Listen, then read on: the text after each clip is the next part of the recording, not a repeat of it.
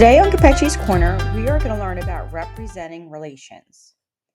Now, relations are an ordered pair which go together. So here are some examples here: 2, 0, 0, 4, and so on. And they are represented, the X is first and the Y is second. Okay, so let's look at a few ways that we can represent some relations. We can have them in a table. We sometimes call that an XY table. That could either be horizontal or vertical table. We could take those same points and we can plot it graphically. That's representing those points in a relationship graphically. We could also do it by mapping. This one's called mapping. And what that does is we would take each one. So for instance, this is 2, 0, start at 2, 0, and we would draw an arrow. We would have a 0, 4, that goes there. 3, sorry, that should be 3, negative 5, that goes there. And also negative 3, negative 5 also goes there. Okay, so we could do it that way. Now, when determining the domain and range, we want to do the lowest number first. And then we're just going to go in ascending order. So I'm looking at all my X values here. That's the domain. That's my X values. And we're going to list negative 3. That's the lowest value. Then 0, 2, 3. That's how we list that. We'll do the same thing for the range. Our lowest value is negative 5. Now notice negative 5 is there twice. We're only going to write it once. 0 and then 4. Okay, now that we've talked a little bit about X and Y and their relationship, let's look at analyzing some graphs. Okay, this graph represents a number of text messages sent by Nora throughout the day. So we have time. That's always, whenever we have time, we see that as our X value. And then whatever we're talking about over here, that's Y. So our X's are independent, our Y is dependent. Y depends on what's going on with X. So our independent is a variable. In this case is time, right? We just said that was our X values, and our dependent, our Y values, they are the text messages sent, the number of text messages sent. Okay, so let's look at this little paragraph kind of analyzing this.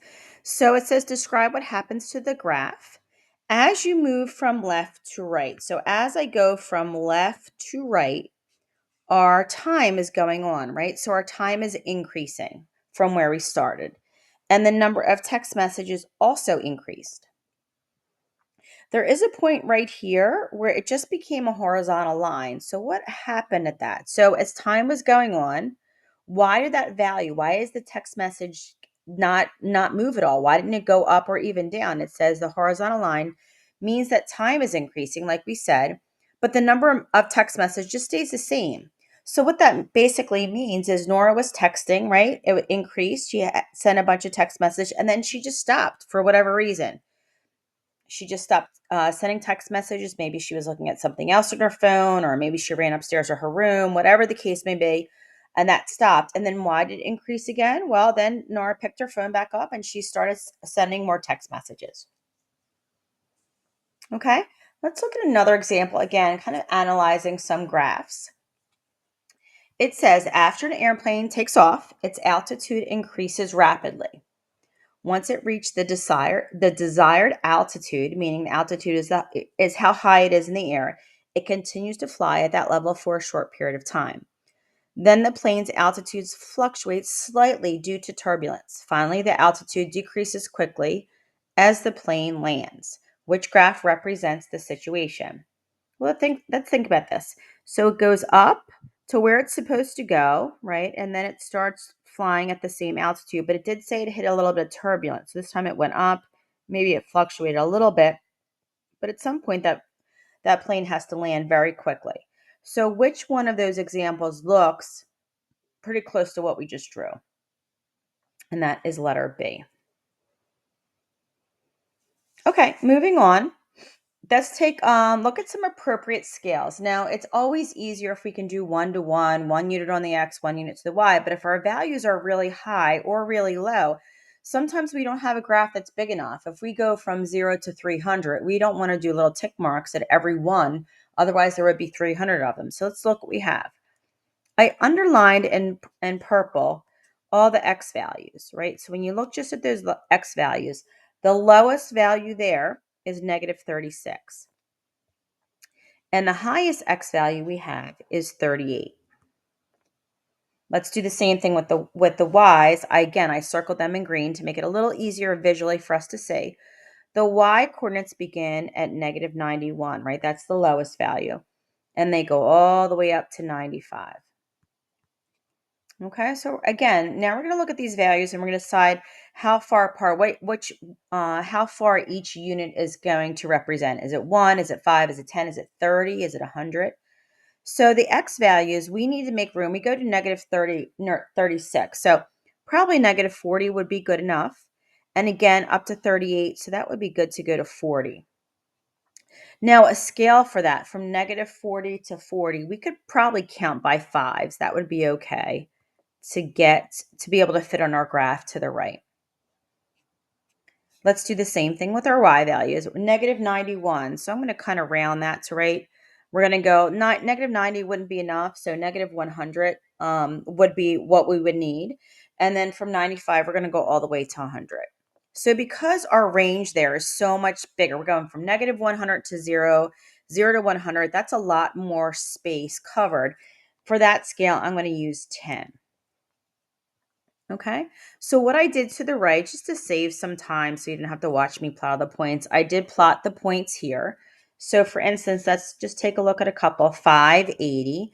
So 5 would be somewhere here and the 80 is up here, right? That's 1 point. Okay, let's take a look at another point. Let's look at this one, 2591. So we go over to 25, we're going to go all the way down to negative 91 right there. Okay, let's take another look at one without graphing it. So here are our points again. And again, I underlined the x values in purple and I circled the y values in green. So let's first look at the x value, which is the purple ones. All right, so our x values, it looks like our lowest point there is, our lowest x value is negative 10, and that's going to go up to 16. So we have some that say up to negative 20, but I don't really need it that low. So I'm going to cross that one off. So negative 12 to 18, that seems like a pretty good span. We don't really have a lot of numbers. So the scale of 6 seems like that would be pretty tight to plot all those points. So I'm going to go with letter B. Scale of 2 is pretty good. All right, let's take a look at our y values.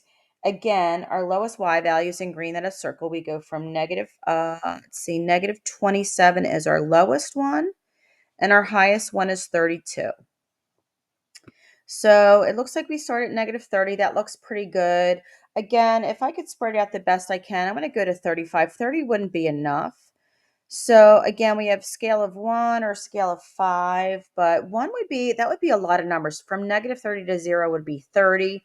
From 0 to 35 would be another 35. That would be 65 little tick marks. That's kind of a lot. So I'm going to go with letter C. All right, on, looking at the next example. Okay, so again, to save some time with the video, I did graph these. So let's first kind of look at the table and see what's going on. Okay, this table talks about snowfall, total snowfall in inches, and it's years, and it starts with 2005 and it goes all the way up to 2015. Okay, so let's see what we have up top. The table shows the total snowfall in January for Boston. Choose an appropriate origin. So the x-axis again is going to be years. That's time, right? That's going to be our time. That's our independent variable. And then our y-axis is going to be total snowfall. Okay, so when we're at 0, 0, what does that mean? It means we're at our starting point, right? So the starting point for this table, we started at 2005, right? That's our year. And it would say, if it was 0, 0, it would start at 2005, and we would say there was no inches of snow. And then it kind of goes to the right for the year, and again, obviously up for the total snowfall in inches. Okay, so let's take a look at part B. We're just going to choose an appropriate scale. So our years, we started at 2005, and every tick mark, we went just 1 year. That worked out just fine. But let's take a look at our y-axis because we have our snowfalls. If we look at our table, we go from 1 inch is the lowest value and 43.3 is the highest value. So that's a big range.